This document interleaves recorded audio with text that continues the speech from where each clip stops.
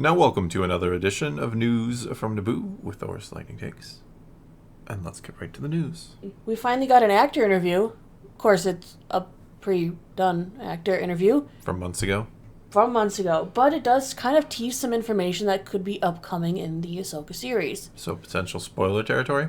I don't think so. I mean, it's an actor interview. They're not gonna... They don't spoil Well, yeah, things. but sometimes they give tidbits that some people don't want to know, but... All right. I'm assuming not a spoiler. Spoiler. This interview was conducted by Dagobah Dispatch, the Entertainment Weekly Star Wars podcast. Yep.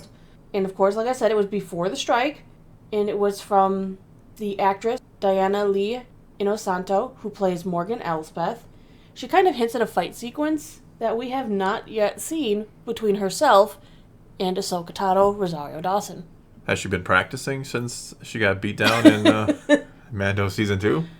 I don't know. This one maybe could involve more Night Sister magic for all we know. I mean, when does it take place? Before or after she goes to the new galaxy? And does that influence her powers? We don't know. Yeah, it is interesting to note in the first encounter she doesn't use any force stuff. Anything, no. Yeah, no just Night Sister the Beskar spear. Yeah. So maybe she's going to up her Ahsoka game. doesn't use really any force either. She just fights her samurai style with her lightsabers. Yeah, but that involves using the force. I think does that's it? Kind of... It kind of does, yeah. Sabine. Well, not everybody. Hey, Han has used a lightsaber. He cut a tauntaun open. No, but not the way Ahsoka Ahsoka uses it. Grievous was trained in the Jedi arts. Like Sabine. By Count Dooku. So, Sabine, I was trained in your Jedi arts by Ahsoka Tano. All right, but on to the meat of this, I suppose. As for now, this fight sequence that we've heard a rumor about hasn't been hinted at in any of the trailers, nor any of the TV spots. Most of the questions that originally were asked of this actress about her transition from Mandalorian to Ahsoka, but here's what she had to say that catches everyone. This is a lot about Ahsoka. She says, I will tell you one thing, the fight scene for sure. We had about 17 hours to kick out the fight between Rosario and me in The Mandalorian, whereas this time around, we had days at it. Let's just say that there were days at it for the fight scene. It's a long, involved fight scene. It's pretty intense. There's so much action involved in this. I don't want to say too much, but there are some incredible moments between all of us. A lot of what I did in The Mandalorian served me well in Ahsoka. So some magic. 17 hours for the first one. Yeah, wow. It took 17 hours for them to film that, and this one took days. Could have got that done in an hour. Okay. I just think that's really interesting that, 17 hours versus they had days at practice at this one. Yeah. Meaning this one should be more involved. Faster, more intense, as George Lucas might say. Yes, as George Lucas might say. Yeah. I'm hoping it's going to be more showy, too, because that fight was, it's just pretty much textbook sword fighting type deal. Yeah, it wasn't anything, like, spectacular or over the top. It wasn't like Anakin versus Obi-Wan in Episode 3. It's just interesting, because what would she bring to the table now? Night Sister magic. You already pointed it out. Yeah, but why didn't she use it then? Did she want to be captured? Does Thrawn want to be found? At least you got it. Of course I did. Of course. But why didn't she break out the moves back then? I mean, even Ahsoka back then knew she was from the Night Sisters. Because they weren't ready to tell us she was a Night Sister yet. Oh. Got it. No, I hate when they use that excuse. Well, it's kind of the excuse, isn't it? Yes, it is. I don't think they wanted to ruin the surprise. This happening all the time. Well, because they hadn't thought to do that yet. Yes. Okay. Why was Luke kissing Leia? Well, he hadn't figured out they were siblings yet. Neither one of them had. It's one of those unfortunate things that happens. Figured out they were siblings yet. No, he hadn't. No, he hadn't figured that out yet, in story or out of story or anywhere. So now you look back at that and go, yeah, that shouldn't have happened. And he's probably looking at that going, I shouldn't have done that. But you know what? They're siblings now. Okay. It's okay because they weren't at the time. Yeah, they weren't then. Yeah, it all makes sense. How many times have they practiced that scene and now they look back at it and like, we were space twins. Yeah, not even siblings, but like twins. So you get into the weird rules. Yeah, some really weird rules. She was also asked at that time if she had any fond memories of working with Balon Skull actor Ray Stevenson. She says, it was real heartbreaking for me to hear about Ray's passing. We spent a lot of months together. We were like a family. Ivana was one of the first people I spoke with. We were both just in tears. I looked at Ray as a mentor. I'm sure Ivana can tell you the same thing. He was just such an extraordinary human being and so gracious. One thing I can definitely say is Ray was so excited for his character to be released into the world. I know he just felt so happy that the fans were going to experience this particular side and universe of Star Wars. He's an incredible talent. He's going to be missed. I know everyone in the cast and the crew and the producers all just loved Ray. The fans are going to love his character. I used to call him poetry in motion on the sets. He was walking poetry. We've already seen a bit of that, yeah. We have. And I definitely think he does bring a presence to the show. Absolutely, yes. Mm-hmm. He's got that it factor when he's on screen. He does. Yeah.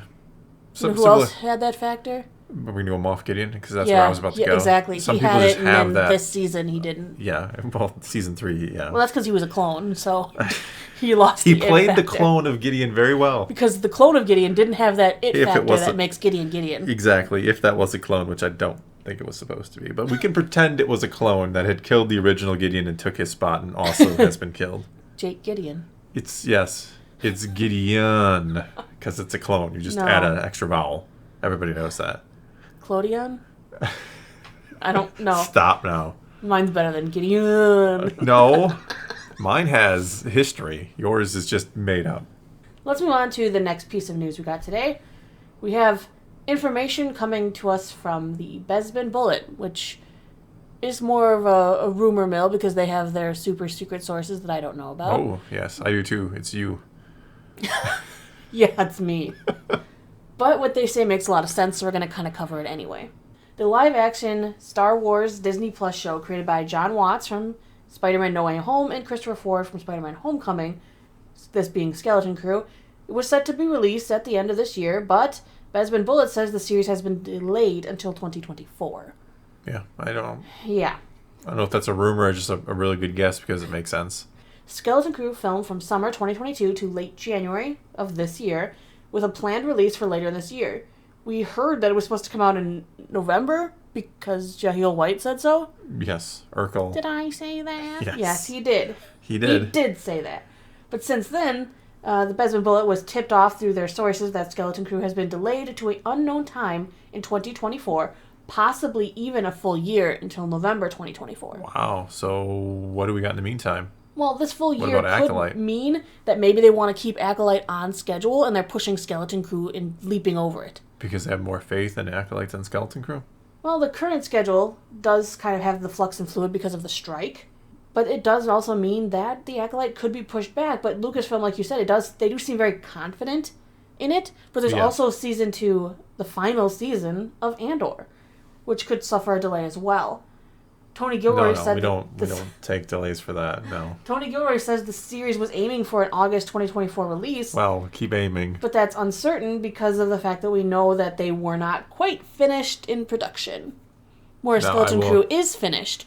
So that could be why they have to delay Andor, because they're going to be behind automatically. They should double their efforts. Because we know Skeleton Crew and Acolyte finished filming. Yes, Which means that they're both in post. Skeleton Crew should be done pretty much with post. It's probably ready to go if it was supposed to be quote-unquote November. I mean, maybe some final Andor touches. hasn't finished filming, so they haven't even started going into post. So my guess is Andor's going to get pushed back either late 2024 or 2025. Don't say these things. No. Acolyte will go as scheduled because they have so much confidence that, and Skeleton Crew is going to jump back a full year, which would put us at the 2 shows. Yeah, it'll put us at Acolyte and Skeleton Crew as our live action for 2024 with the final seasons of Bad Batch in there as well.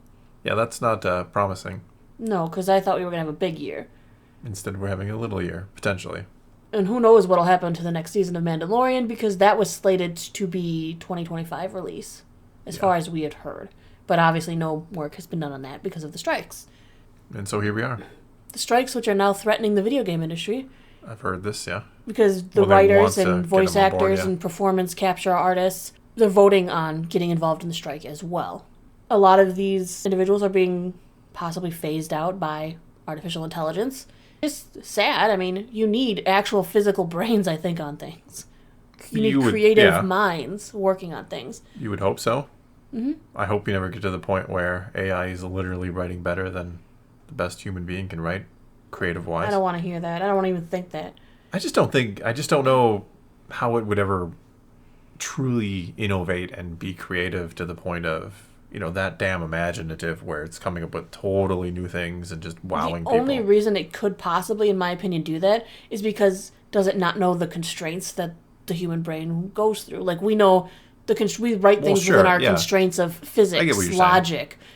The computer might not do that. I mean, heck, when you do AI art, they're like, hey, that thing's got 3-4 hands, right? Yeah, It but doesn't know sometimes better. it would go so far that people would just not be able to associate with it if it was so weird.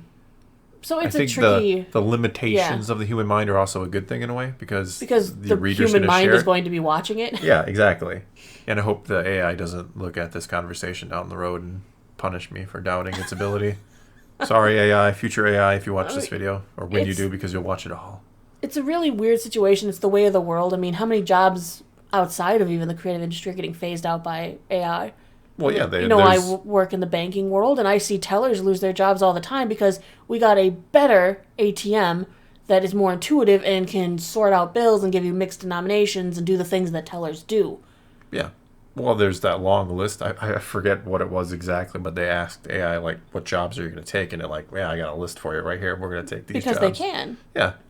Which leaves a lot of people without an actual physical job to do. Which is a problem because we need people to have jobs in order for the system we're that not we have in quite to place Star to work. Trek yet. We can't just have the jobs disappear. No, we're not there yet. No. I love my replicator, but we're not there yet. We're not there yet. And my holodeck. Hey, I'm going Next Generation Star Trek, by the way. These are the growing pains, though, you'd have to go through to get there, I guess. Sure. I don't want to be the growing pains guy, though. No, you want to be the finished solution where you're just not, having to worry about it. Yeah. But anyway, I guess that's going to be all we got for you this time. So now it's your turn to take to the comments below and tell us what you think of any and all of today's news. And let's talk some Star Wars. And until next time, thanks for watching.